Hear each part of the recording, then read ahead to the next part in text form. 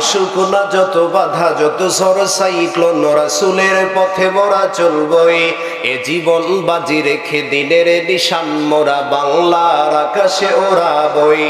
মোরা কামানের মুখোমুখি দাঁড়িয়ে, মোরা কামানের মুখোমুখি দাঁড়িয়ে আল্লাহু আকবার বলবো।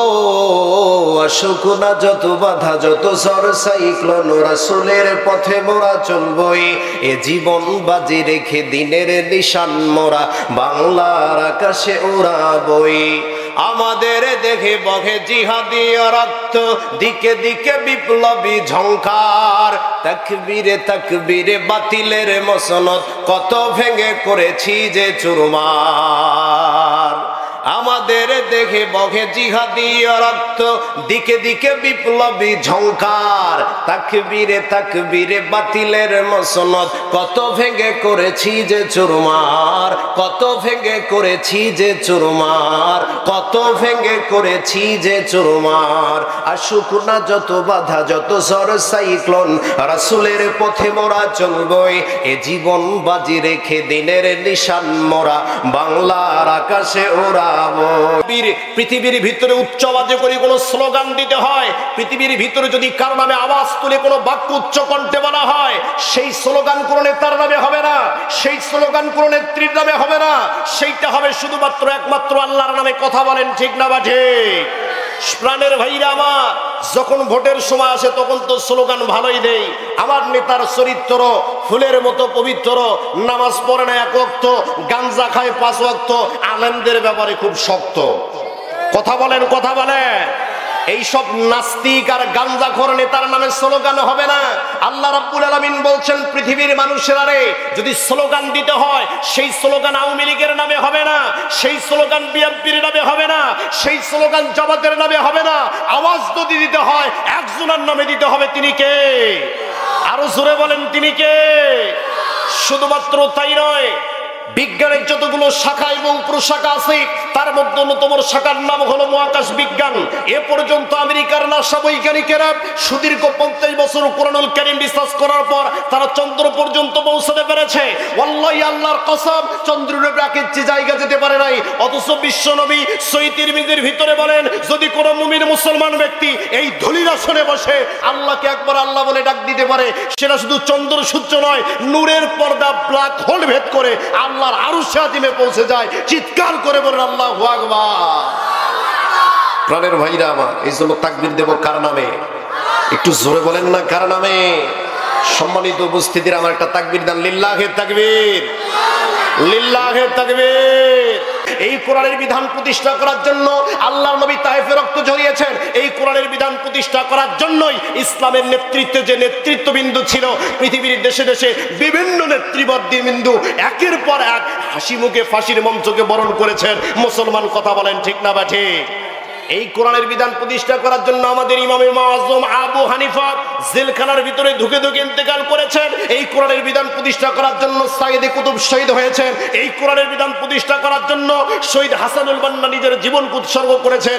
শুধুমাত্র তাই নয়, এই কোরআনের বিধান প্রতিষ্ঠা করার জন্যই কোরআনের পাখি, যিনি 50টি বছর সারা বাংলাদেশ সহ গোটা পৃথিবীতে মুসলমানদেরকে কোরআনের দাওয়াত দিয়েছিলেন, সেই কোরআনের পাখি আল্লামা দেলাওয়ার হোসেন সাঈদীকে ফ্যাসিস্ট সরকার, হাসিনা সরকার অন্যায়ভাবে জুলুম করে, নির্যাতন করে জেলখানার ভিতরে আটকে রেখে হত্যা করেছে।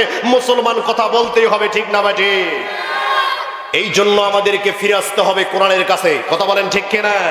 প্রাণের ভাইরা আমার, এই জন্য কোরআনের পাখির সেই অসমাপ্ত কাজ যদি সমাপ্ত করার জন্য আবারও বাংলার বুকে ডাক আসে, রাজপথে নামতে হয়। কারা কারা নিজের জীবনকে উৎসর্গ করে, স্ত্রীকে বিধবা করে ইসলামের জন্য, কোরআনের জন্য, ইসলামের দুর্দিনার দুঃসময়ে নারা তাকবীরের স্লোগানে বাংলার আকাশ বাতাস প্রকম্পিত করে আল্লাহর জন্য ময়দানে নামতে প্রস্তুত আছেন, 2 হাত তুলে আল্লাহকে দেখায়া দেয়।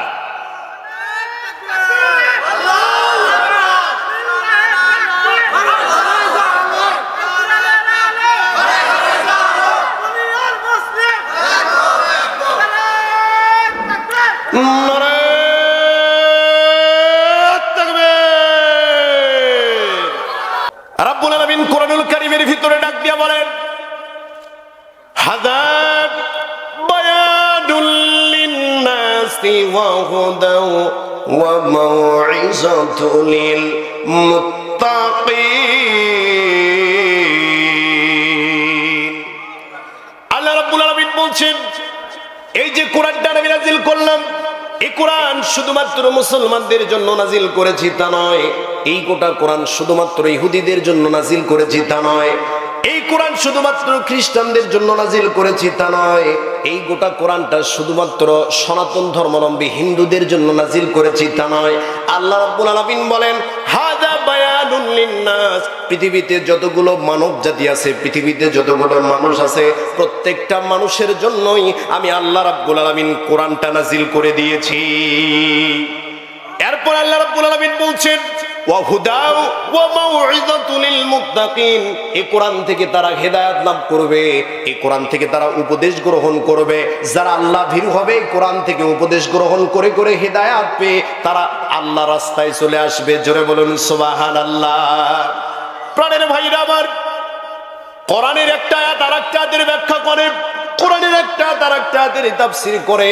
এই হেদায়েতের ব্যাখ্যা সম্পর্কে আল্লাহ রাব্বুল আলামিন অন্য আয়াতে কারিমার ভিতরে বলেন, আল্লাযীনা ইয়াস্তামিউনাল কাওলা ফায়াত্তাবিউনা আহসানাহু উলাইকাল্লাযীনা হাদাহুমুল্লাহ।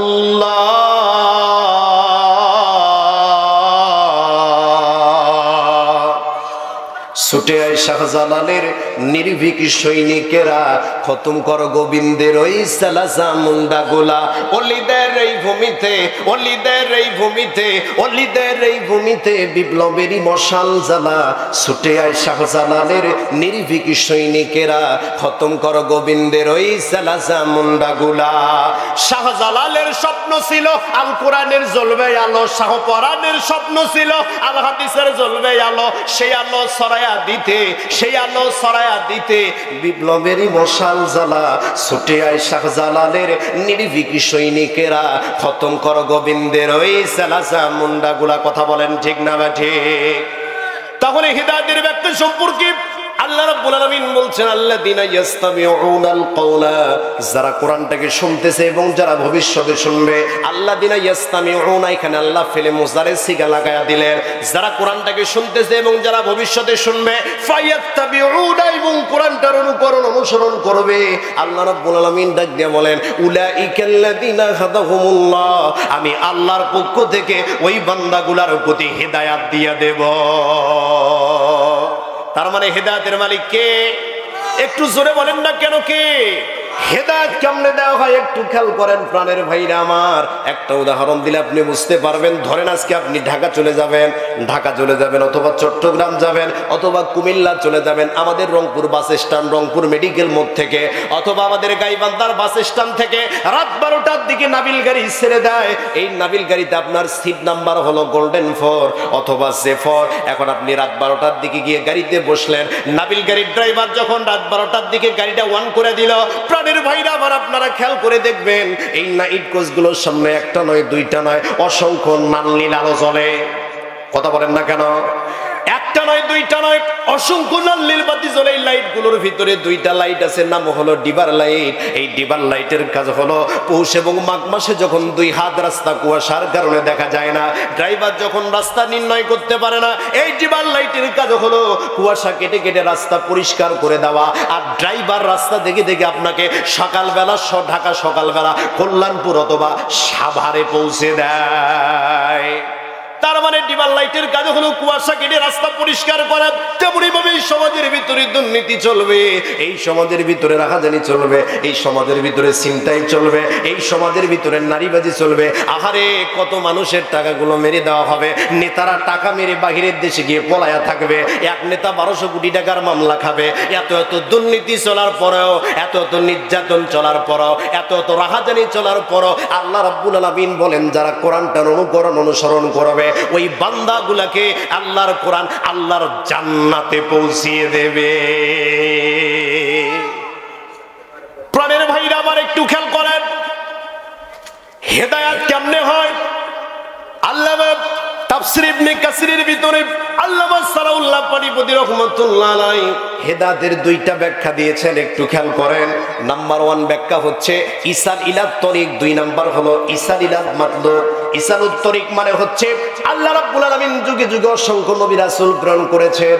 এই নবী রাসূলগুলোর দায়িত্ব ছিল মানুষদেরকে সঠিক পথ প্রদর্শন করা, তাদেরকে সহিফা দেওয়া হয়েছিল, তাদেরকে কিতাব দেওয়া হয়েছিল এবং তাদেরকে জ্ঞান দেওয়া হয়েছিল, যে জ্ঞানের মাধ্যমে তারা মানুষদেরকে আল্লাহর পথের দিকে ডাকতো।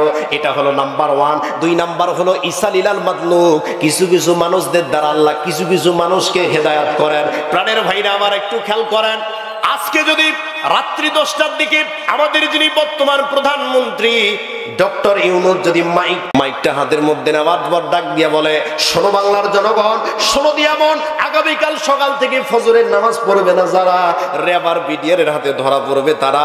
এই খবরটা শুধুমাত্র একটু বাংলা চ্যানেলগুলোর নিচ দিয়ে লেখা উঠবে এবং ফেসবুকে যে সোশ্যাল ওয়েবসাইট, এই প্ল্যাটফর্মের ভিতরে ইউটিউব টিকটকের ভিতরে এই খবরটা শুধুমাত্র একটু ভাইরাল করে দেওয়া লাগবে। এই যে বলতেছে, শোনো বাংলার জনগণ, শোনো দিয়া মন, আগামীকাল থেকে ফজরের নামাজ পড়বে না যারা, রেবার বিডিআর হাতে ধরা পড়বে তারা। এই খবরটা যদি একটু ভাইরাল হয়ে যায়, রাতারাতি কাম হয়ে যাবে সারা। জীবনে ফজরের নামাজ পড়ে নাই যারা, এই ঘোষণার পরে আগামীকাল ফজরের মুয়াজ্জিন হবে তারা। কথা ঠিক কিনা বলেন আপনারা? তার মানে হলো জায়গা মতো থাকি যদি অর্ডার আসে এমনি হেদায়েত হয়ে যায়। কথা বলেন ঠিক কিনা? রাষ্ট্রনায়ক যদি ঠিক হয় তাহলে রাষ্ট্রের কর্মী ভালো হবে, আমলা ভালো হবে। নেতা যদি ঠিক হয় তাহলে কর্মী ভালো হবে, মন্ত্রী ভালো হবে। প্রাণের ভাইরা আমার, আজকে আমার বাংলাদেশে এত এত কোরআনের তাফসীর হয়। আহারে, ইউনুসের তথ্য মতে 2022 সালে তারা একটা জরিপ করলো। এই জরিপের মধ্যে দেখা গেল ইউনুসের তথ্য মতে সারা বাংলাদেশে গড়ে 1700 করে তাফসীর মাহফিল হয়। শুধুমাত্র তাই নয়, 22,000 ইন্ডেক্সধারী আলিয়া মাদ্রাসার দেশ আমার সোনার বাংলাদেশ, অসংখ্য অগণিত কওমি মাদ্রাসার দেশ আমার সোনার বাংলাদেশ। শুধুমাত্র তাই নয়, অসংখ্য অগণিত হাফিজিয়া মাদ্রাসার দেশ আমার সোনার বাংলাদেশ। আমার বাংলাদেশে বক্তার অভাব নাই, ওয়াজিরও অভাব নাই। এত এত কোরআনের মেহনত চলে, এত এত হিদায়াতের কথাবার্তা চলে, তারপরেও কেন হিদায়াত হয় না? তারপরেও কেন দুর্নীতি কমে না?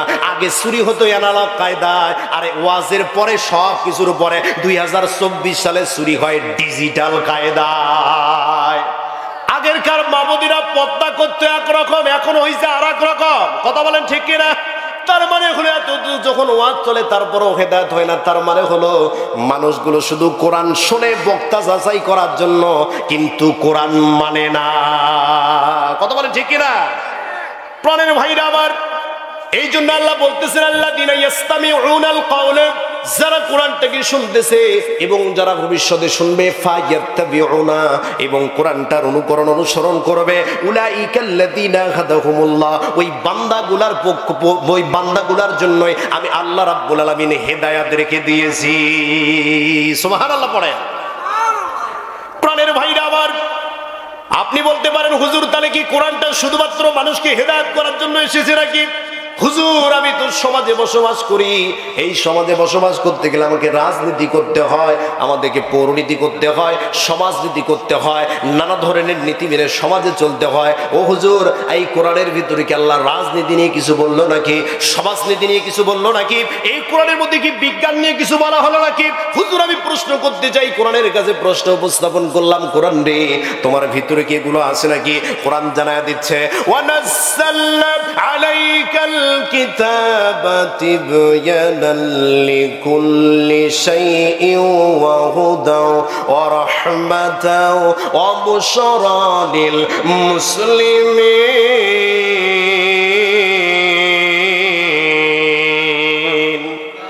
কোরআনের কাছে প্রশ্ন করলেন, কোরআন রে তোমার ভিতরে কি কি আছে একটু বলে দাও। কোরআন জানায়া দিচ্ছে, ওয়ানাজ্জালনা আলাইকাল কিতাব তিবয়ানান লিকুল্লি শাই, এই পৃথিবীর ভিতরে এমন কোন বিষয় বাদ রাখি নাই, কোরআনের মধ্যে আলোচনা করি নাই। এই কোরআনের মধ্যে আমি আল্লাহ সায়েন্স সম্পর্কে কথা বলেছি, এই কোরআনের মধ্যে আমি আল্লাহ আর্ট সম্পর্কে আলোচনা করেছি, এই কোরআনের মধ্যে কমার্স সম্পর্কে আলোচনা করেছি, এই কোরআনের মধ্যে মহাকাশ বিজ্ঞানের দিকগুলো নির্ণয় করে দিয়েছি। এমন কোন বিষয় বাদ রাখি নাই, কোরআনের মধ্যে আলোচনা করি নাই। সবকিছুর সুস্পষ্ট বর্ণনা আমি আল্লাহ রাব্বুল আলামিন এই কোরআনুল কারীমের ভিতরে দিয়ে দিয়েছি। প্রাণের ভাইরা আমার, এরপর আল্লাহ বলতেছেন ওয়ানাজ্জালনা আলাইকাল কিতাব তিবয়ানাল লিকুল্লি শাই ওয়া হুদা। আল্লাহ রাব্বুল আলামিন বলছেন এই কোরআনটা হবে হেদায়েত, এই কোরআনটা হবে রহমত, যারা মুসলমান হবে, যারা মুত্তাকি হবে। প্রাণের ভাইরা আমার একটু খেয়াল করেন। এখন আপনি প্রশ্ন করতে পারেন, হুজুর এই যে কোরআনটা দিল, আজকে আমাদের পৃথিবীর বুকে অনেক ধর্মগ্রন্থ আছে, ত্রিপিটক আছে, উপনিষদ আছে, রামায়ণ আছে, গীতা রয়েছে, নিউ টেস্টামেন্ট রয়েছে, ওল্ড টেস্টামেন্ট রয়েছে। এত কিতাবগুলোর ভিতরে প্রত্যেকটা ধর্মগ্রন্থের মধ্যে কিছু না কিছু ভেজাল আছে, কিছু না কিছু ভুল আছে। হুজুর প্রশ্ন করতে যায়, এত বড় যে একটা মহাগ্রন্থ আল্লাহ নাজিল করলেন, এই কিতাবের ভিতরে কোনো ভুল আছে নাকি? প্রশ্ন হতে পারে না? এ কথা বলেন, প্রশ্ন হতে পারে না? প্রশ্ন যদি আপনি কোরআনের কাছে আমরা প্রশ্ন উপস্থাপন করলাম, কোরআন রে তোমার ভিতরে কি কোনো ভুল আছে নাকি, সন্দেহ আছে নাকি? কোরআন জানায়া দিচ্ছে যালিকাল কিতাবু লা রাইবা ফি।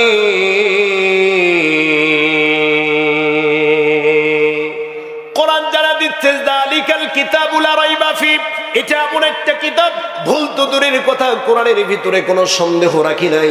এই কোরআনের ভিতরে এমন কোনো বিষয় বাদ রাখলাম না যেটা বললে সন্দেহ হবে, এমন কোনো সাবজেক্ট বাদ রাখলাম না যে সাবজেক্টটা বললে ভুল মনে হবে। প্রাণের ভাইরা আমার, এবার আপনি প্রশ্ন করতে পারেন, কোরআন রে ও কোরআন তোমার ভিতরে ভুল নাই বুঝলাম, কিন্তু তুমি কেন পৃথিবীর বুকে আসলা? প্রশ্ন হতে পারে না? এই পৃথিবীর বুকে তোমার প্রয়োজনটা কি? কেন তুমি পৃথিবীর বুকে আসলা? এই প্রশ্ন যদি আপনি কোরআনের কাছে উপস্থাপন করেন, কোরআন জানায় দিচ্ছে কিতাবুন আনজালনাহু ইলাইকা লিতুখরিজান নাস মিনাস যুলুমাতি ইলান নূর।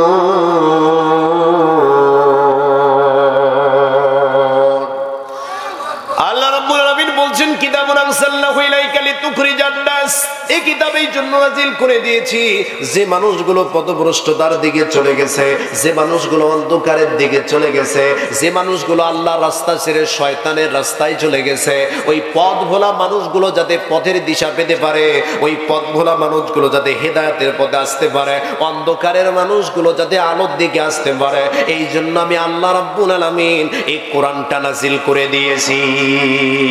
সুবহানাল্লাহ পড়েন। প্রাণের ভাইরা আমার, কোরআনের কাছে যদি আপনি প্রশ্ন করেন, কোরআন রে ও কোরআন পৃথিবীতে 12টা মাস রয়েছে, একটা বছরের মধ্যে 12টা মাস, ও কোরআন তুমি কোন মাসে পৃথিবীর বুকে নাজিল হলা? একটু আমাদেরকে জানায় দাও, খুলাসা করো, ক্লিয়ার করো, কোন মাসে তুমি কোরআনটা আসলা? এই প্রশ্ন যদি আপনি কোরআনের কাছে করেন, কোরআন জানায় দিচ্ছে শাহরু রমাদানাল্লাযী উনজিলা ফীহিল কুরআন হুদাল লিন-নাসি ওয়া বাইয়িনাতিন মিনাল হুদা ওয়াল ফুরকান।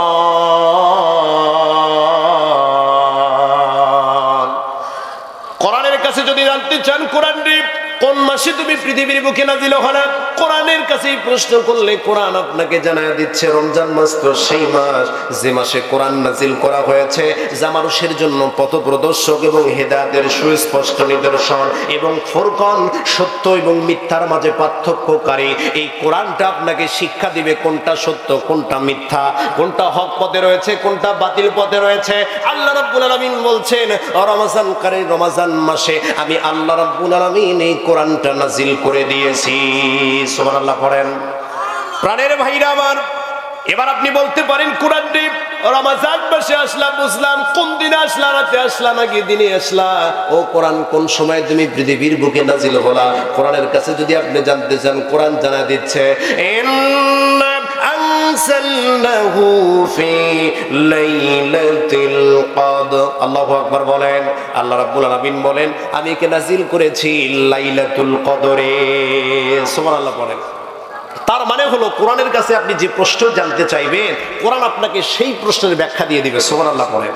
কিন্তু কিছু কিছু মানুষ আছে, নাস্তিক মোরতাদার নেতা নেত্রী আছে, এরা গত 17 বছরে এই কোরআনের আলোকে বন্ধ করতে চেয়েছিল। কথা বলেন ঠিক কিনা? জোরে বলেন কথা ঠিক কিনা? এই কোরআন আলোকে বন্ধ করার জন্য কত ধরনের পায় তারা চালালো, আলেমদের কণ্ঠ রোধ করলো।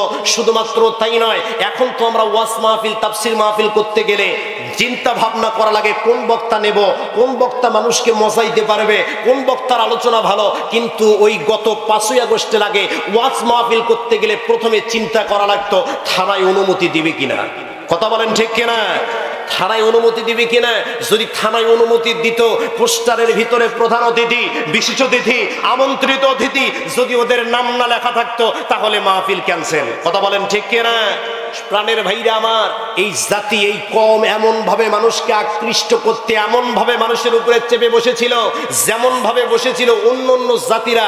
আল্লাহ রাব্বুল আলামিন বলছেন, পৃথিবীতে প্রত্যেকটা জাতিকে সাবধান করার জন্য সময় দিয়েছি, তেমনই ভাবে তোদেরকেও দিয়েছি। এদের সময় যখন শেষ, জুলুমের মাত্রা যখন চলে গেল, 15 বছরের ক্ষমতা, 17 বছরের ক্ষমতা 15 দিনের আন্দোলনেই টিকতে পারে নাই। কথা বলেন ঠিক না ঠিক? প্রাণের ভাইরা আমার, ওই অবস্থা থেকে আল্লাহ রাব্বুল আলামিন আমাদেরকে উত্তরণ করেছেন, বলে আলহামদুলিল্লাহ। এখন আর কোরআনের মাহফিল করতে গেলে অনুমতির প্রয়োজন হয়? জোরে বলেন হয়? আর অনুমতির প্রয়োজন হয় না। এখন কোরআনের কথা বুক ফুলে বলা যায়। কথা বলেন ঠিক কিনা? আগে কোরআনের মাহফিল করতে গেলে যে কোথাও মাহফিল করতে যান, হুজুর বুঝে শুনে কথা বলবেন, এলাকা কিন্তু আমার। কথা বলেন ঠিক কিনা? হুজুর বুঝে শুনে কথা বলবেন, এলাকা কিন্তু আমার, দেশের পরিস্থিতি ভালো নয়। রাজনৈতিক কথা বলবেন না, আপনি শুধু নামাজের কথা বলবেন আর রোজার কথা বলবেন, আর মা বোনদের পর্দার বিষয়ে ওয়াজ করবেন, বাস বাড়ি চলে যাবেন। হুজুর রাজনীতি করেন কেন? রাজনীতি কি ইসলামে আছে নাকি? এমন কথা আছে না নাই? জোরে বলেন আছে না নাই? আমাদের মডেল, আমাদের আদর্শ আল্লাহর নবী জনাবি মুহাম্মদ রাসূলুল্লাহ সাল্লাল্লাহু আলাইহি সাল্লাম, যিনি পৃথিবীর শ্রেষ্ঠ রাজনীতিবিদ ছিলেন। কথা বলেন ঠিক কিনা?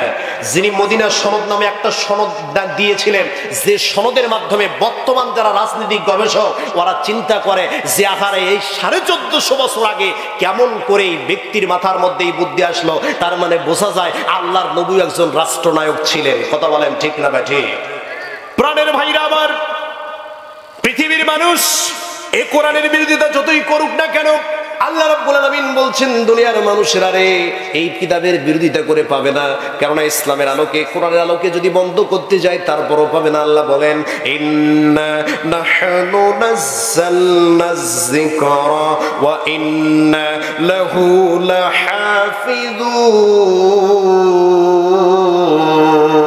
লাহাফিজুন।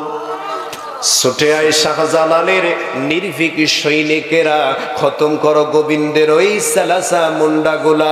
অলিদের এই ভূমিতে, অলিদের এই ভূমিতে বিপ্লবেরই মশাল জ্বালা। ছুটে আয় শাহজালালের নির্ভীক সৈনিকেরা। সুবহানাল্লাহ, আল্লাহু আকবার। আল্লাহ রাব্বুল আলামিন বলছেন, ইন্না নাহনু নাযালনা যিকরা, এই কোরআন নাজিল করেছি আমি, জিকির নাজিল করেছি আমি, ওয়া ইন্না লাহু লাহাফিজুন, এবং কোরআনের হেফাজতের দায়িত্ব আমি আল্লাহ রাব্বুল আলামিন নিজে নিয়েছি। পৃথিবীর মানুষেরা যতই চিন্তা ভাবনা করুক না কেন, কোরআনের আলোকে বন্ধ করবে, ইসলামের আলোকে বন্ধ করবে, আলেমুল আমাদের কণ্ঠকে রোধ করবে। আল্লাহ রাব্বুল আলামিন বলেন, এই কোরআন নাজিল করেছি আমি, কোরআনের হেফাজতের দায়িত্ব পৃথিবীর মানুষের হাতে দেওয়া হয় নাই। আল্লাহ বলতেছেন, নাজিল করেছি আমি, এর হেফাজতের দায়িত্ব আমি আল্লাহ নিয়েছি। জোরে জোরে বলুন সুবহানাল্লাহ। প্রাণের ভাইরা আমার, আল্লাহর কোরআন কেমনে হেফাজত করে একটু খেয়াল করেন। আল্লাহ রাব্বুল আলামিন তার কোরআনকে কেমনে হেফাজত করে। আকারে বিখ্যাত পরিব্রাজক, বিখ্যাত প্রযোজক ইবনে বতুতা তার সফরনামার ভিতরে একটা গ্রন্থ, একটা ঘটনা লিপিবদ্ধ করে দিলেন। প্রাণের ভাইরা আমার একটু খেয়াল করেন, মনোযোগ দেন, দিলের কানটা লাগায়া দেন। প্রাণের ভাইরা আমার, ইবনে বতুতা বিখ্যাত প্রযোজক তার সফরনামার ভিতরে একটা ঘটনা লিপিবদ্ধ করলেন। সেইটা হলো মালদ্বীপের জমিনে, যেখানে কোনো নবী আসে নাই, যেখানে কোনো আউলিয়া আসে নাই। এই মালদ্বীপের জমিনে আজকে একটা মুসলিম দেশ হয়ে গেল। আজ থেকে 300 থেকে 350 বছর আগের কথা। এই মালদ্বীপের জমিনে ইসলামের কোনো ধ্বনি ছিল না, ইসলামের কোনো আওয়াজ ছিল না, আজান ছিল না, ইকামত ছিল না, কারণ সেখানে কোনো নবী আসেনি, আউলিয়া আসে নাই। কেমন করে ইসলাম ধর্ম আসলো? আল্লাহ রাব্বুল আলামিন একজন হাফেজের মাধ্যমে গোটা মালদ্বীপের জমিনে ইসলামের আলো ছড়ায়া দিয়েছে। সুবহানাল্লাহ পড়েন। প্রাণের ভাইরা আমার, এই ঘটনার যুগে যদি আপনি খেয়াল করেন, তিনি দেখতেছেন পবিত্র মক্কা থেকে, আরব থেকে একটা জাহাজ সমুদ্র পথে রওনা করলো। সমুদ্র পথে যখন রওনা করলো, ওই জাহাজের ভিতরে একটা যুবক ছিল, মরক্কের একটা যুবক, নাম হলো আবুল বারাকা। এই যুবক এমন একটা যুবক, যে যুবকের সিনার ভিতরে 30 পারা কোরআন আল্লাহ রাব্বুল আলামিন দিয়েছিলেন। 30 পারা কোরআনের হাফেজ আবুল বারাকা যখন নদীপথে, সমুদ্র পথে, মালদ্বীপের যে সমুদ্র রয়েছে ওই সমুদ্র পথে রওনা হয়ে গেলেন। প্রাণের ভাইরা আবার খেয়াল করে দেখেন, এই সমুদ্রের ভিতরে রওনা হওয়ার পরে যখন সমুদ্রতে, ওই সমুদ্রের ভিতরে জাহাজটা চলে আসলো। আসার পরে বিপুল ধরনের নানা ধরনের বাতাসে টালমাটাল হচ্ছে, ঘূর্ণিঝড় উঠে গেছে, সিডর উঠে গেছে, সমুদ্রের ভিতরে পানিগুলো টালমাটাল করতেছে। কখন জানি জাহাজটা ভেঙে চুরমার হয়ে যায়। হাফেজ আবুল বারাকা 30 পারা তার অন্তরের ভিতরে কোরআনুল কারীম রয়েছে। 30 পারা কোরআনের হাফেজ আবুল বারাকা ওই সময় আল্লাহর কাছে দোয়া করতেছেন, আল্লাহ আপনি ওয়াদা করেছেন ইন্না নাহনু নাযালনা যিকরা ওয়া ইন্না লাহু লাহাফিজুন। কোরআন নাজিল করেছি আমি, এই জিকির নাজিল করেছি আমি, এর হেফাজতের দায়িত্ব আমি আল্লাহর। আল্লাহ গো আমি তো একজন কোরআনের হাফেজ, আমার অন্তরের ভিতরে 30 পারা কোরআন রয়েছে, আমার সিনার ভিতরে 30 পারা কোরআন রয়েছে। ও আল্লাহ দয়া করে বাই করে যে ঝড় উঠেছে, জানি না জাহাজটা কখন জানি ভেঙে টুক খান খান হয়ে যায়। আল্লাহ গো দয়া করে বাই করে আপনি ঝড়ের মধ্যে আমাকে হেফাজত করে। প্রাণের ভাইরা আমার, সমুদ্রের যে ঝড়ের কারণে, সিডরের কারণে জাহাজটা ভেঙে টুকরো টুকরো হয়ে গেল, খান খান হয়ে গেল। আল্লাহর নবী, আল্লাহর যে হাফেজে কোরআন, এই হাফেজে কোরআনটা কোনো মতে একটা ভাঙ্গা কাঠের উপরে ভাসতেছে, ভাসতে ভাসতে হঠাৎ করে পরের দিন সকালবেলা জেলেরা নদীতে মাছ ধরতে আসছে। সমুদ্রের কিনারে যখন মাছ ধরতে আসতে জাল নিক্ষেপ করছে, দূরে তাকিয়ে দেখতেছে একটা ছোট্ট বাচ্চা, যে বাচ্চাটা নবজাতক শিশুর মতো দেখা যায়, একটা ছোট্ট বাচ্চা একটা কাঠের উপরে ভাসতেছে। প্রাণের ভাইরা আমার, আহারে চাঁদের মতো সুন্দর একটা ফুটফুটে ছেলে, ছেলে সন্তান চাঁদের মতো ফুটফুটে সুন্দর, এই ছেলে সন্তানটা ভাসতেছে। এবার ওই মালদ্বীপের জেলেরা ছেলেটাকে তুলে আনার পর সেখানে মানুষ ক্রয় বিক্রয় করা হতো। বুঝতে পারতেছেন আমার কথা? মানুষ ক্রয় বিক্রয় করা হতো, দাসদাসী ক্রয় বিক্রয় করার কথা ছিল। এবার জেলেরা মনে করল আরে এত সুন্দর ছেলে, ফুটফুটে একটা ছেলে, জেলের যে মালিক ছিল ওই ডাক দিয়ে বলতেছেন এই ছেলেটাকে যদি বিক্রি করতে পারে অনেক টাকা পয়সা পাবো। প্রাণের ভাইরা আমার খেয়াল করেন, আমি মূল আলোচনায় যাচ্ছি তার আগে শুধু বলতে চাই কোরআন আল্লাহ রাব্বুল আলামিন যে হেফাজত করেন, কেমনে হেফাজত করেন। এবার যখন আবুল বারাকা, আল্লাহর কোরআনের হাফেজ আবুল বারাকাকে বাজারের ভিতরে তোলা হলো, বাজারের ভিতরে তোলার পর নিলাম করা হচ্ছে। দাম হাকিছে অনেক বেশি, কারণ চেহারা সুন্দর, কারণ ওই যুবক তো মালদ্বীপের যুবক না, ওই যুবক হলো আল্লাহর নবীর দেশের যুবক। সুবহানাল্লাহ পড়ে। প্রাণের ভাইরা আমার, হাফেজ আবুল বারাকাকে যখন বাজারে তোলা হলো, বিক্রির জন্য যখন বাজারে তোলা হলো, বিক্রির জন্য বাজারে তোলার পর কেউ নিতে পারতেছে না, কারণ দাম অনেক বেশি। ওই মালদ্বীপের জমিনে একজন মহিলা ছিল যার টাকা পয়সার কোনো অভাব ছিল না। এই টাকা পয়সা, অনেক টাকা পয়সা রয়েছে, কিন্তু শুধুমাত্র একটাই অভাব, কন্যা সন্তান রয়েছে, একটা পুত্র সন্তান ছিল না, ছেলে সন্তান ছিল না। প্রাণের ভাইরা আমার, এই ছেলে সন্তান না থাকার কারণে মনের ভিতরে দুঃখ, আহারে একটা ছেলে সন্তান যদি পাইতাম। ওই মহিলা বাজার দিয়ে যায়, যাইতে যাইতে হঠাৎ করে জেলের কাছে ডাক দিয়ে বলতেছেন এত সুন্দর বালক কই থেকে পাইছো?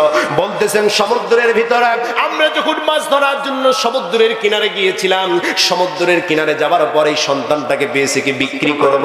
বলে কত টাকা চাও? কত টাকা চাও? এত টাকা দিতে হবে। মহিলা ডাক দিয়ে বলেন এর চাইতে যদি বেশি দাম চাইতা, যত সুন্দর বালক, এর চাইতে বেশি টাকা হলো আমি এই বালকটাকে ক্রয় করে নিতাম। প্রাণের ভাইরা আমার, ওই মালদ্বীপের জমিনে তখন ইসলামের আলো ছিল না, কোরআনের আলো ছিল না, মানুষদের ইসলাম ধর্ম গ্রহণ করতো না। মানুষগুলো ছিল অগ্নি পূজক, মূর্তি পূজক, তারা অগ্নি পূজা করতো, মূর্তি পূজা করতো। এই মূর্তি পূজার মধ্যে হাফেজ আবুল বারাকা 30 পারা কোরআনের হাফেজ পরিচয় গোপন করা, কারণ পরিচয় দিলে মানুষগুলো তাকে মেরে ফেলতে পারে। প্রাণের ভাইরা আমার একটু খেয়াল করেন, মহিলা যখন তাকে বাবার বাজার থেকে ক্রয় করে বাড়িতে নিয়ে গেল, মনের ভিতর আশা হলো আহারে আমার ছেলে সন্তান নাই, আমাকে মা মা বলে ডাকবে, আমার অন্তরটা ভরে যাবে। এবারে হাফেজ আবুল বারাকা মালদ্বীপের জমিনে অগ্নি পূজক একটা মায়ের ঘরের ভিতরে বড় হচ্ছেন। বড় যখন হইতে হইতে অনেক বড় হয়ে গেলেন, বড় হওয়ার পরে ঠিকই তার মাকে মা বলে ডাকে, বোনটাকে বোন বলে ডাকে। এবার কিছুদিন পরে হাফেজ আবুল বারাকা একদিন বাড়ির ভিতরে প্রবেশ করতেছে, হঠাৎ করে দেখতেছেন এই যে মহিলা তাকে ক্রয় করেছিল, এই মহিলা ওই হাফেজ আবুল বারাকা দেখতেছেন, মহিলা চোখ দিয়ে টপ টপ করে পানি পড়তেছে, মহিলা কান্না করতেছে, পাশে যে তার একটা মেয়ে, ওই মেয়েটাও কান্না করতেছে। ডাক দিয়ে বলেন মা, আপনি আমাকে নিয়ে এসেছেন, আপনি আমাকে বড় করেছেন, মা আপনার চোখের পানি তো আমার সহ্য হয় না, মা গো আপনি কান্না করেন কেন? একটু বলে দেন, একটু খোলাসা করেন। ও মা, আপনার শরীরের ভিতরে, আপনার মনের ভিতরে এমন কি দুঃখ আছে গো মা, যে দুঃখের কারণে আপনি কান্না করেন? এবার ডাক দিয়ে বলেন রে বাবা, কান্না করে একটা কারণ রয়েছে, সেই কারণটা হলো এই যে আমার মেয়ে দেখতে পাচ্ছ, আমার একটাই মাত্র মেয়ে। এই মেয়েটা এত সুন্দরী একটা মেয়ে। আমাদের মালদ্বীপের জমিনে প্রতি বছর একটা ঘটনা ঘটে। বলে কি ঘটনা ঘটে একটু খোলা বলেন? যে আমাদের মালদ্বীপের জমিনে ওই সমুদ্রের উপকূলবর্তী হওয়ার কারণে প্রতি বছর সিডর আসে, ঘূর্ণিঝড় আসে। এই ঘূর্ণিঝড়ের কারণে আমাদের দেশের ভিতরে ব্যাপক ক্ষয়ক্ষতি হয়। এ বাবা হাফেজাবুল বারাকাত, এই ক্ষয়ক্ষতি হওয়ার কারণে আমাদের যিনি রাজা, আমাদের যিনি বাদশাহ, তিনি একবার একটা জ্যোতিষী ডাক দিলেন। জ্যোতিষী ডাকার পর বলতেছেন, গণনা করে দেখো আমার রাজ্যের ভিতরে, দেশের ভিতরে এত ক্ষয়ক্ষতি হয় কেন। এবার যখন গণনা করা হলো, এবার ওই জ্যোতিষী ডাক দিয়ে বলতেছেন, বাদশাহ নামদার, আপনি যদি প্রতি বছর একটা করে যুবতী কুমারী মেয়ে, সুন্দরী মেয়ে আপনি যদি ওই জায়গার ভিতরে, সমুদ্রের ভিতরে উৎসর্গ করে দিতে পারেন, তাহলে আপনার আর এই রকম ভাবে আপনার দেশে কোনো ক্ষতি হবে না। আল্লাহু আকবার বলে। খারাপ লাগতেছে আপনাদের? কথা বলেন, খারাপ লাগতেছে? প্রাণের ভাইরা আমার, একটু খেয়াল করেন। তার মানে হলো দুষ্ট জিন, দুষ্ট জিনের উপদ্রবের কারণে দেশের উপরে নানা ধরনের ক্ষয়ক্ষতি নেমে আসে। এবার ওই জ্যোতিষী ডাক দিয়ে বলে, প্রতি বছরে একটা দিনে, নির্দিষ্ট একটা দিন ঠিক করবেন, যে দিনে সমুদ্রের বুকের একটা মেয়েকে উৎসর্গ করবেন। ওই মেয়েকে যদি উৎসর্গ করতে পারেন, তাহলে দেশের উপরে আর কোনো অন্যায় হবে না, অত্যাচার হবে না, সিডর আসবে না, ঘূর্ণিঝড় আসবে না। এ বাবা শুনে নাও, প্রতি বছর এই সুন্দরী মহিলাদের মধ্য থেকে দেশের ভিতরে যত সুন্দরী মহিলা আছে, প্রত্যেকটা মহিলার নাম লেখে লটারি করা হয়। যার নামটা লটারির ভিতরে ওঠে, ওই মেয়েটাকে সেখানে রাখা হয়। আর পরের দিন সকালবেলা ওই সমুদ্রের তীরে আমরা মেয়েটার লাশ পাই। এ বাবা, এই যে সমাজের ভিতরে আমার মেয়েটা বড় হয়েছে, এবার লটারি আমার মেয়ের নামটাও দেওয়া হয়েছিল, কিন্তু দুঃখের বিষয় হলো লটারিতে আমার মেয়ের নামটা উঠে এসেছে। আর উঠে আসার কারণে ফৌজদারি নোটিশ আমার বাড়িতে পাঠিয়ে দেওয়া হয়েছে। সন্ধ্যার সময় তারা আমার মেয়েটাকে নিয়ে যাবে আর সমুদ্রের কিনারে রেখে আসবে। কালকে সকালবেলা আমার মেয়ের মৃত্যু লাশ আমাকে দিবে। এ বাবা, এই দুঃখের কারণে আমার চোখ দিয়ে ধরধর করে পানি পড়তেছে। এবার হাফেজাবুল বারাকা ডাক দিয়ে বলেন, মা আপনার চিন্তার কোনো কারণ নাই, আপনার, আমি ছেলে থাকতে আপনার মেয়ের কোনো ক্ষতি হতে দেব না। ডাক দিয়ে বলতেছেন, মা আপনার চিন্তার কোনো কারণ নাই, আমি আপনার ছেলে রয়েছি, আমি থাকতে আপনার মেয়ের কোনো ক্ষতি হবে। ডাক দিয়ে বলেন, রে বাবা কেমনে কি করবা একটু খুলে বলো।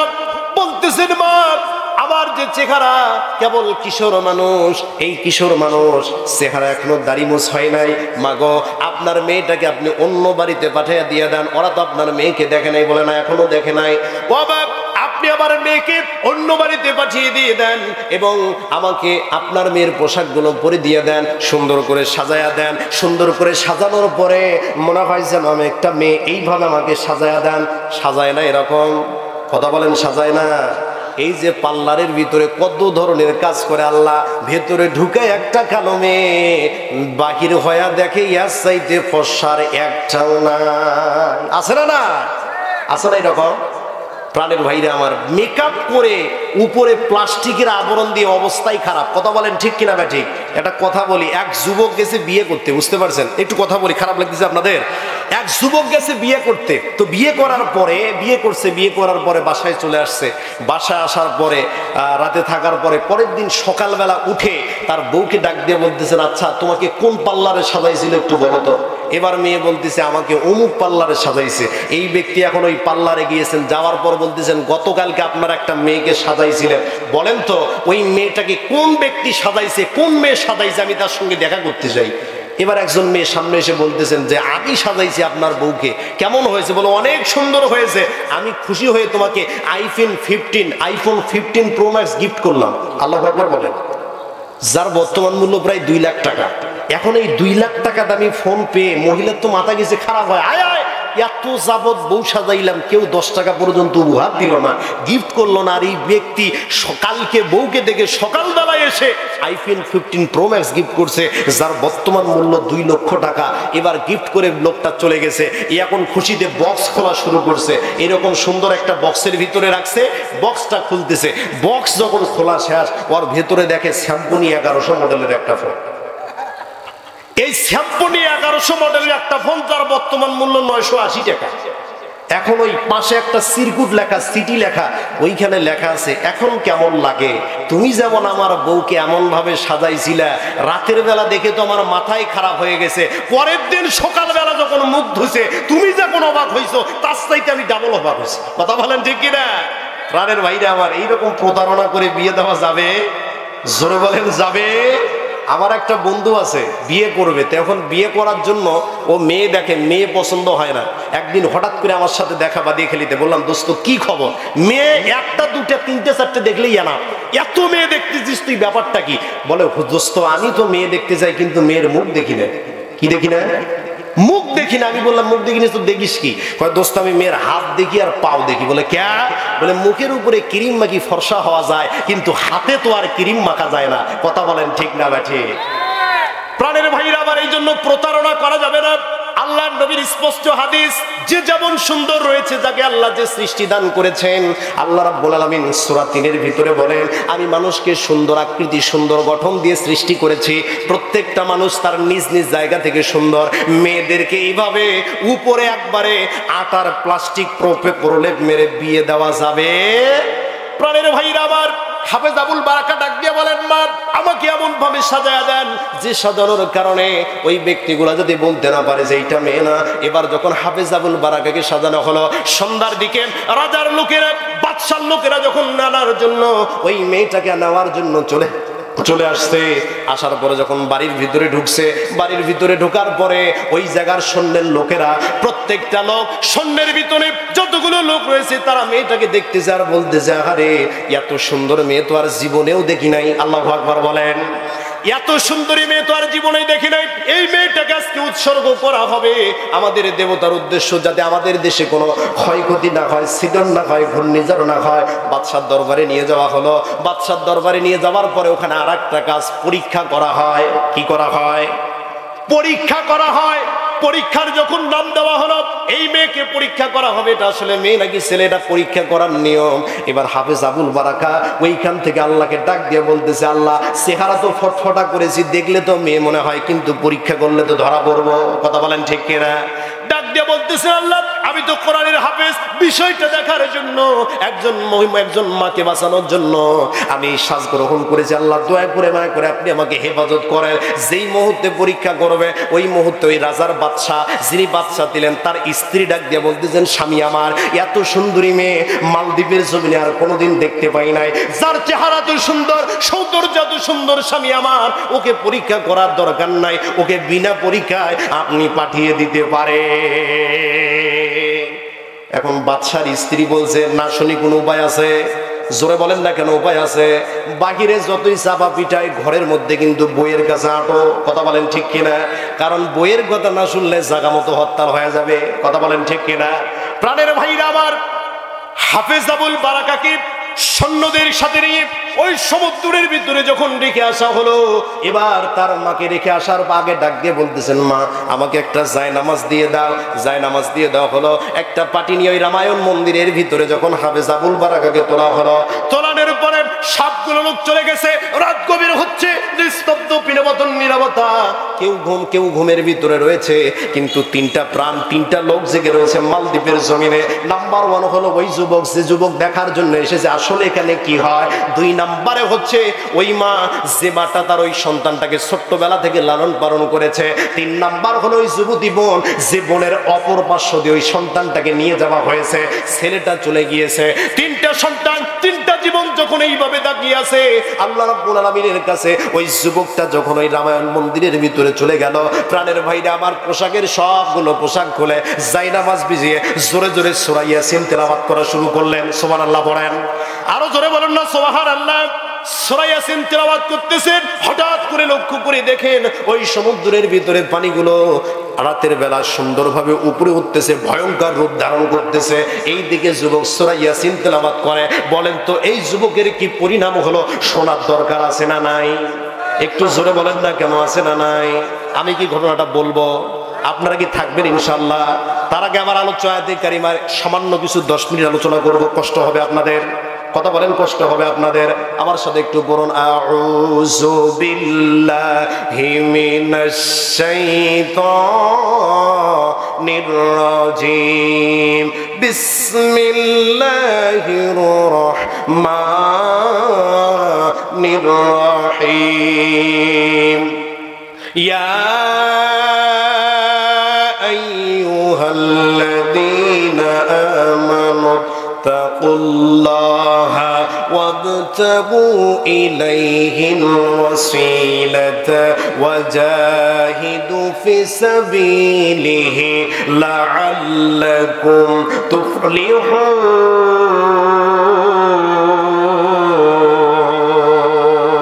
ওরে মুসলিম তুই আজও কেন বসে, ওরে মুসলিম তুই আজও কেন বসে? চারদিকে আজ মা বোনেরই কান্নার আওয়াজ আসে, আবার বিশ্ববাজি ভরে গেছে মুসলমানের লাশে। ওরে মুসলিম তুই আজও কেন বসে?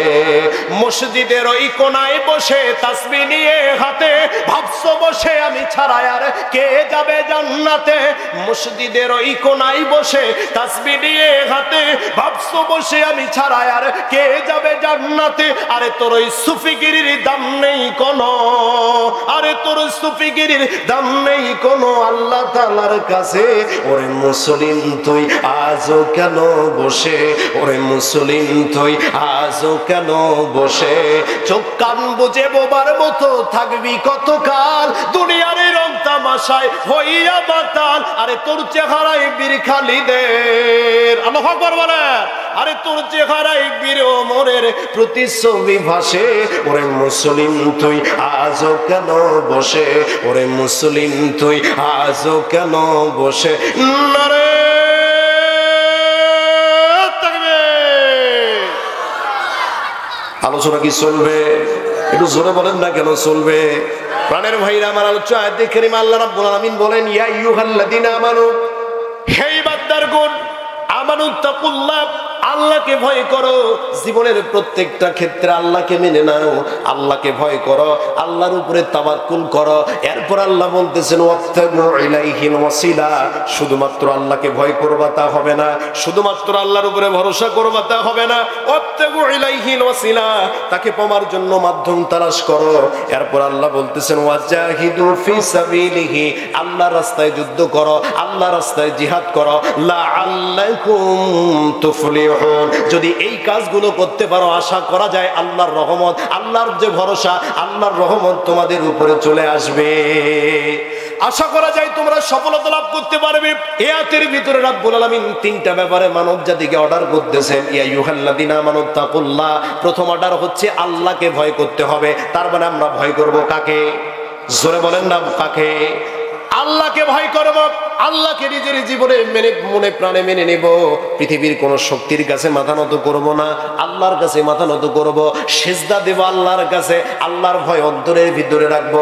প্রাণের ভাইরা আমার একটু খেয়াল করেন, আল্লাহর ভয় কেমন ভয় আপনি রাখবেন?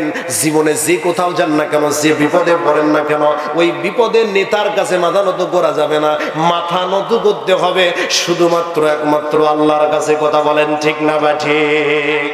প্রাণের ভাইরা আমার, এই কোরআনের ভিতরে আল্লাহ নেতার বৈশিষ্ট্য তুলে ধরেছেন। নেতা নিয়ে কি আলোচনা হবে? নেতার বৈশিষ্ট্য আল্লাহ রাব্বুল আলামিন তুলে ধরেছেন। আহারে, আজকের নেতাগুলোর দিকে যদি আমি তাকাই, আজকের নেতাগুলোর দিকে বাংলাদেশের নেতার চাইতে বাংলাদেশে কর্মীর চাইতে নেতা বেশি। কথা বলেন ঠিক কিনা? আমি তো মনে করি গত 17 বছরে যদি বাংলাদেশ থেকে নেতা এক্সপোর্ট করার ব্যবস্থা থাকতো, ইম্পোর্ট করার ব্যবস্থা থাকতো, তাহলে বাংলাদেশ নাম্বার 1 হতো। কারণ এখানে ছোট নেতা, পাতি নেতা, খাটো নেতা, নেতার অভাব নাই। সবাই নিজেকে নেতা দাবি করে। ওবায়দুল কাদের কাকু কিন্তু এমনি বলে না, এই স্টেজ থাকি নামো, এত নেতা কেন? কথা বলেন ঠিক কিনা? আসলে ডায়লগ গুলো আমরা মিস করতেছি। কথা বলেন ঠিক কিনা? খেলা হবে? কথা বলেন না কেন? খেলা হবে। প্রাণের ভাইরা আমার, নেতাদের বৈশিষ্ট্য, নেতা কেমন হওয়া দরকার, আর বর্তমান যুগের নেতাদের অবস্থা আপনি দেখেন। আল্লাহ রাব্বুল আলামিন এই নেতাদের বৈশিষ্ট্য কোরআনে জানিয়ে দিয়েছেন। আল্লাহ রাব্বুল আলামিন বলেন, আল্লাযীনা ইম্মাক্কান্নাহুম ফিল আরদি আকামুস সালাতা ওয়া আতুস যাকাতা ওয়া আমরু বিল মা'রুফি ওয়া নাহাউ আনিল মুনকার। আল্লাহু আকবার বলেন। আল্লাহ রাব্বুল আলামিন বলছেন ইসলামিক নেতার বৈশিষ্ট্য দেখো। আল্লাযীনা ইম্মাক্কান্নাহুম ফিল আরদি, আমি যদি তাদেরকে জমিনের বুকে প্রতিষ্ঠিত দান করি, আমি যদি তাদেরকে পৃথিবীর বুকে প্রতিষ্ঠিত দান করে দেই, তাহলে তাদের বৈশিষ্ট্য হবে চারটা। এই কথা বলে না, তাহলে তাদের বৈশিষ্ট্য হবে চারটা। নাম্বার 1 বৈশিষ্ট্য হলো আকামুস সালাতা, তারা নামাজ প্রতিষ্ঠা করবে। 2 নাম্বার হলো ওয়া আতুজ যাকাতা, তারা যাকাত আদায় করবে। আর বর্তমান গত 17 বছর তো যাকাত দেওয়া দূরের কথা, এরা সম্পদ, জনগণের সম্পদ মারি খেতে ব্যস্ত ছিল। কথা বলেন ঠিক কি না? আল্লাহ রাব্বুল আলামিন বলছেন ইসলামিক নেতা যারা হবে, নাম্বার 1 বৈশিষ্ট্য হলো আকামুস সালাতা, তারা নামাজ প্রতিষ্ঠা করবে, নিজে তো নামাজ পড়বে, মানুষদেরকে নামাজের জন্য আহ্বান করবে। 2 নাম্বার বৈশিষ্ট্য হলো ওয়া আতুজ যাকাতা, তারা যাকাত প্রদান করবে, মানুষদের সম্পদের তসরুফ করবে না। আমি তো মনে করি এই বাংলাদেশে আজকে স্বাধীনতার বয়স পড়িয়ে 54 অথবা 55 বছর আমরা পা দিচ্ছি। এই বাংলাদেশে যদি যাকাতের সঠিক ইসলামিক খাত চালু থাকতো, বাংলাদেশের বুকে কোনো গরিব লোক থাকতো না। থাকতো? যাকাতের যদি সুষম বন্টন হতো, থাকতো গরিব লোক? থাকতো না। এখন গরিব লোক থাকছে একটা কারণে, সেটা হলো যারা ধনী ওরাই আরো ধনবান হয়, যারা টাকাওয়ালা ওরাই আরো টাকাওয়ালা হয়। টাকার কারণে ক্ষমতা পায়, টাকার কারণে চেয়ার পায়। এই দুইটা জিনিস পাওয়ার কারণে যারা ধনী ওরাই ধনী হয়, গরিবরা আরো গরিব হয়। কথা বলেন ঠিক না বেঠিক? প্রাণের ভাইরা আমার, ইসলামিক নেতার বৈশিষ্ট্যের মধ্যে 2 নম্বর বৈশিষ্ট্য হলো ওয়া আতুজ যাকাতা, তারা যাকাত আদায় করবে। 3 নম্বর হলো ওয়া আমরু বিল মা'রুফি, তারা মানুষকে সৎ কাজের আদেশ প্রদান করবে, মানুষদেরকে সুন্দর কথা বলবে, মানুষদেরকে ভালো কাজ করার জন্য বলবে। 4 নম্বর বৈশিষ্ট্য হলো ওয়া নাহাউ আনিল মুনকার, এবং মানুষদেরকে অন্যায় এবং অশ্লীল কাজ থেকে বিরত রাখার চেষ্টা করবে। আর বর্তমান নেতারা, এই যে গত কিছুদিন আগে, গত 5ই আগস্টের আগে যে নেতারা বক্তৃতা দিয়েছিল, পলক কোটি কোটি টাকা মেরে দিয়েছে। সালমান এফ রহমান টাকা মেরে দাড়ি কেটে ভণ্ড হয়ে গিয়েছে। কথা বলেন ঠিক কিনা? বিচারপতি মানিক যে টকশোতে বসে নানা ধরনের, আল্লামা দিলওয়ার হোসেন সাইদির যখন ফাঁসি কার্যকর করলো, মাইকের সামনে এসে বুক ভরে ডাক দিয়ে বলেছিল, আমি বিচারপতি মানিক আজকে আল্লামা সাইদির রাজাকারের বিচার কার্য সম্পন্ন করেছে। স্বাধীনতার 17ই 5ই আগস্টের পরে একে আমরা ধরা পেলাম হলো বর্ডারের কাছে। কথা বলেন ঠিক কিনা? প্রাণের ভাইরা আমার, শুধুমাত্র তাই নয়, বাংলাদেশের নেতাদের অবস্থা পর্যালোচনা করলে যারা কত 17 বছরে ক্ষমতায় ছিল, ক্ষমতায় থাকার পর এরা এমন মনে করলো এই ক্ষমতা মনে হয় স্থায়িত্ব ক্ষমতা, এই ক্ষমতা ছেড়ে আমাদেরকে মনে হয় যাওয়া লাগবে না, 2041 সাল পর্যন্ত থাকবো, এই লেকচার তারা দিয়েছিল। কথা বলেন ঠিক কিনা? কিন্তু 2024-এ ওয়াল উইকেট। কথা বলেন ঠিক কিনা? প্রাণের ভাইরা আমার, এরা জনগণের সম্পদ তছরুপ করেছে, এতিমের হক মেরেছে। একটা প্রজেক্ট থেকে, একটা পদ্মা সেতুর নাম নিয়ে কত যে কোটি টাকা আত্মসাৎ করেছে, হিসাব এখন দেখা যায় যে এই পদ্মা সেতুতে যত টাকা খরচ হয়েছে এর মতো আরো 3টে পদ্মা সেতু বাংলাদেশে হতো। কথা বলেন ঠিক কিনা বেঠিক? প্রাণের ভাইরা আমার, এই জন্য নেতাদের অবস্থা বড়ই খারাপ। এই নেতাদের অবস্থা দেখলে নিজের চোখের ভিতরে পানি চলে আসে। ওরা করলো দুর্নীতি, আর আজকে আমাদের করা লাগে কষ্ট। কথা বলেন ঠিক কিনা? ওরা টাকা মেরে দিয়ে বাংলাদেশের অর্থনীতি খাতকে দুর্বল করে দিল, আর আমরা আজকে ওই দুর্নীতি মেটানোর জন্য, ওই টাকা পোষানোর জন্য সাধারণ জনগণ নিত্য নতুন জিনিসগুলো বেশি দাম দিয়ে কেনা লাগে। কথা বলেন ঠিক কিনা? এলাকার এমপি সাহেব পালিয়ে বেড়াচ্ছ কেন? জেলার এমপি সাহেব পালিয়ে বেড়াচ্ছ কেন? শুনেছি দুদুকের খাতায় তোমার নাম, হায়রে শুনেছি দুদুকের খাতায় তোমার নাম। আগে কি সুন্দর দিন কাটাইতাম আমরা, আগে কি সুন্দর দিন কাটাইতাম। বর্ষাকাল আইতো কি যে ভালো লাগতো, রিলিফের মাল পাইয়া আনন্দ করতাম। কথা বলেন ঠিক কিনা? বর্ষাকাল আইতো কি যে ভালো লাগতো, রিলিফের মাল পাইয়া আনন্দ করতাম। কিছু মাল বিলায়া ভিডিও করিয়া, কিছু মাল বিলায়া ভিডিও করিয়া, বাকি মাল দিয়া আমার গুদাম ভরাইতাম। হায়রে বাকি মাল দিয়া আমার পেটটা ভরাইতাম। আগে কি সুন্দর দিন কাটাইতাম আমরা, আগে কি সুন্দর দিন কাটাইতাম। ঠিক? জোরে বলেন ঠিক? ভোট আসে ভোট যায়, বছরটা বদলায়, আমি সরকার ঠিকই থাকি হায়। ভোট আসে ভোট যায়, বছরটা বদলায়, আমি এমপি সাহেব ঠিকই থাকি হায়। ভোটেছে দল বড়, দলেছে পেট বড়, ভোটেছে দল বড়, দলেছে পেট বড়, তাই তো এ দল ও দল ডিগবাজি খাইতাম হায় রে, তাই তো এ দল ও দল ডিগবাজি খাইতাম। আগে কি সুন্দর দিন কাটাইতাম আমরা, আগে কি সুন্দর দিন কাটাইতাম। মুসলমান আওয়াজ দিয়ে কথা বলেন ঠিক না ব্যাঠে? তাহলে আল্লাহ রাব্বুল আলামিন বলছেন, আলোচনায় আসেন। আল্লাহ বলতেছেন ইয়া আইয়ুহাল্লাযীনা আমানু তাকুল্লাহ, আল্লাহকে ভয় করো। 2 নাম্বার হলো ওয়াবতাগু ইলাইহিল ওয়াসিলা, তাকে পাওয়ার জন্য মাধ্যম তালাশ করো। 3 নাম্বার অর্ডার আল্লাহ দিলেন ওয়াজাহিদু ফি সাবিলিহি, আল্লাহর রাস্তায় যুদ্ধ করো, আল্লাহর রাস্তায় জিহাদ করো। কারণ আল্লাহর রাস্তায় জিহাদ করা হচ্ছে একটা উত্তম ইবাদত। কথা বলেন ঠিক কিনা? প্রাণের ভাইরা আমার, সাহাবীরা নিজেদের জীবনকে কেমন ভাবে আল্লাহর কাছে উৎসর্গ করেছিলেন একটু খেয়াল করেন। সাদ সালিমি রাদিয়াল্লাহু তাআলা আনহু ইসলামের অন্যতম একজন সাহাবী। এই সাদ সালিমি রাদিয়াল্লাহু তাআলা আনহু, এই সাদ সালিমি রাদিয়াল্লাহু তাআলা আনহু ইসলামের অন্যতম একজন সাহাবী। একদিন আল্লাহর নবীর কাছে এসে বলতেছেন, ইয়া রাসূলুল্লাহ, ইয়া হাবিবাল্লাহ, আমার অন্তরের ভিতরে 2টা দুঃখ আছে। কয়টা? জোরে বলেন কয়টা? একটু আওয়াজ দিয়ে বলেন কয়টা? ইয়া রাসূলুল্লাহ, আমার অন্তরের ভিতরে 2টা দুঃখ রয়েছে, আপনি যদি বলতেন তাহলে আমার দুঃখগুলো আপনার কাছে বলতাম। ডাক দিয়ে বলেন, বলো বলো কি দুঃখ তোমার অন্তরের ভিতরে?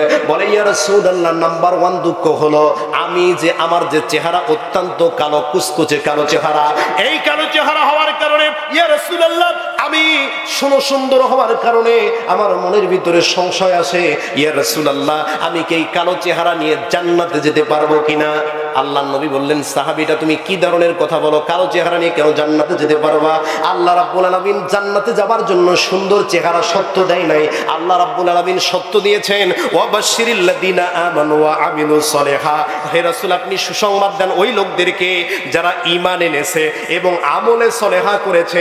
আল্লাহ হওয়ার কারণে কালো চেহারা নেই, আমি কি আল্লাহর জান্নাতে যেতে পারবো কিনা? ইয়া রাসূলুল্লাহ আপনি জানায়া দেন। আল্লাহর নবী বললেন, সাহাবীরে জানায়া দিলাম, তোমার তো কালো চেহারা জান্নাতে যাওয়ার জন্য সত্য নয়, জান্নাতে যাওয়ার জন্য সত্য হলো 2টা। কয়টা? নাম্বার 1 হলো ঈমান, অন্তরে ঈমান থাকা লাগবে। 2 নাম্বার হলো আমলে সলেহা, নেক আমল করতে হবে। যদি কোনো ব্যক্তি অন্তরে ঈমান নিয়ে নেক আমল করে, আমলে সলেহা করে, আমল সলেহা দুনিয়ার বুকে করতে পারে, আল্লাহ রাব্বুল আলামিন তাদের জন্য ওই জান্নাতটা রেখে দিয়েছে।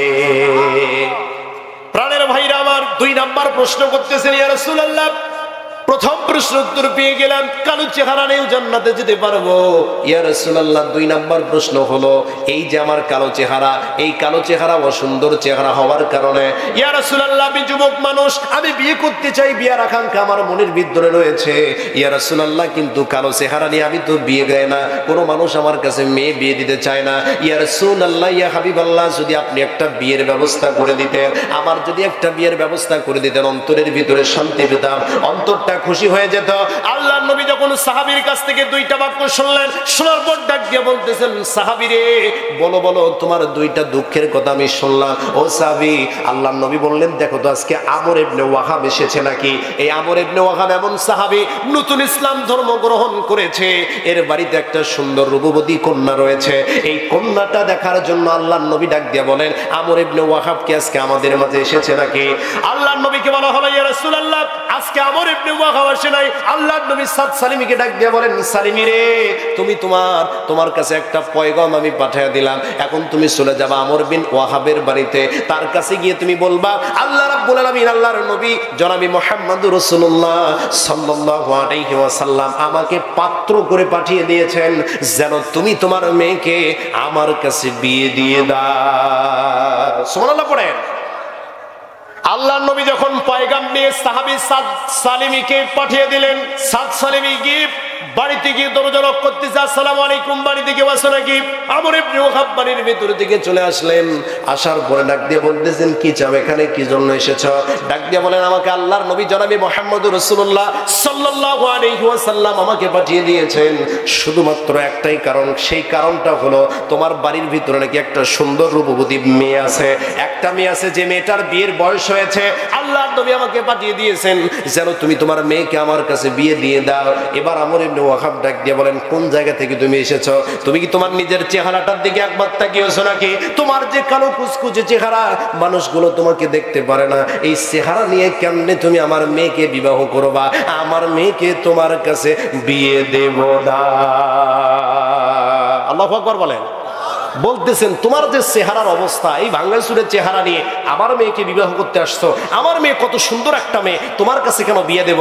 এবার ডাক দিয়ে বলতেছেন, যখন এই কথা বললেন, বর্তমান সময়ে অনেক পিতার বাবা আছে, এরা খোঁজে খালি সরকারি চাকরি কই পাওয়া যায়। কথা বলেন না কেন আপনারা? সরকারি যদি ঝাড়ুদারও হয় তাও সমস্যা নাই, সরকারি চাকরি তো। কথা বলেন ঠিক কিনা? প্রত্যেকটা মেয়ের বাবার চিন্তা হলো, আমার মেয়েকে যদি সরকারি চাকরিওয়ালা ছেলের সাথে বিয়ে দিতে পারি, মনে হয় সুখ আর শান্তি ঘরের মধ্যে খালি ভরে থাকবে। কথা বলেন ঠিক কিনা?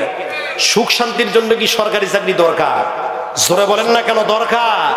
অনেক সরকারি চাকরিওয়ালা আছে, গাঞ্জা খায়, মদ খায়, ইয়াবা খায়, ট্যাবলেট খায়, বুলেট খায়, এসব খাওয়ার পরে মেয়ের উপরে এসে অত্যাচার করে, পরে ডাক দিয়ে বলে এর সাথে বিয়ে না দেওয়াই ভালো ছিল। কথা বলেন ঠিক কিনা? এই অবস্থা বর্তমান মা যুবকেরা যারা রয়েছে, অধিকাংশ যুবকের পিতামাতা আবার চিন্তা করে, ছেলে যখন সরকারি চাকরি পায়, ছেলের বাবার মধ্যে চিন্তা হলো এই ছেলেকে বড় করতে, ছোট্টবেলা থেকে বড় করতে, চাকরি নিয়ে দেওয়া পর্যন্ত যত টাকা খরচ হয়েছে মেয়ের বাবার কাছ থেকে তুলে নেব। কথা বলেন ঠিক কিনা? এই চিন্তা ভাবনা আছে না ছেলের বাবার ঘরে, যে এই ছেলেকে বড় করতে, চাকরি নিয়ে দেওয়া পর্যন্ত যত টাকা খরচ হয়েছে সব টাকা তুলে নেব। কারণ হলো ওরাও যেমন চিন্তা করে সরকারি চাকরি, এরাও তেমন চিন্তা করে টাকা কই পাওয়া যায়। এই জন্য দেখবেন একটা বিয়েতে দেনমোহর, অর্থাৎ একটা বিয়েতে যৌতুকে 10 লাখ, দেনমোহর তোলে 15 লাখ, পরে তো দেনমোহর দেওয়ার আর কোনো নামগন্ধ নাই। মারা যাওয়ার পরে যখন খাটলিতে সোজা হয়ে যায়, ডাক দিয়ে বলে বিবি মাফ করছে নাকি। কথা বলেন ঠিক কিনা? এই সমাজে আছে না নাই? এমন জোরে বলেন, আছে না নাই?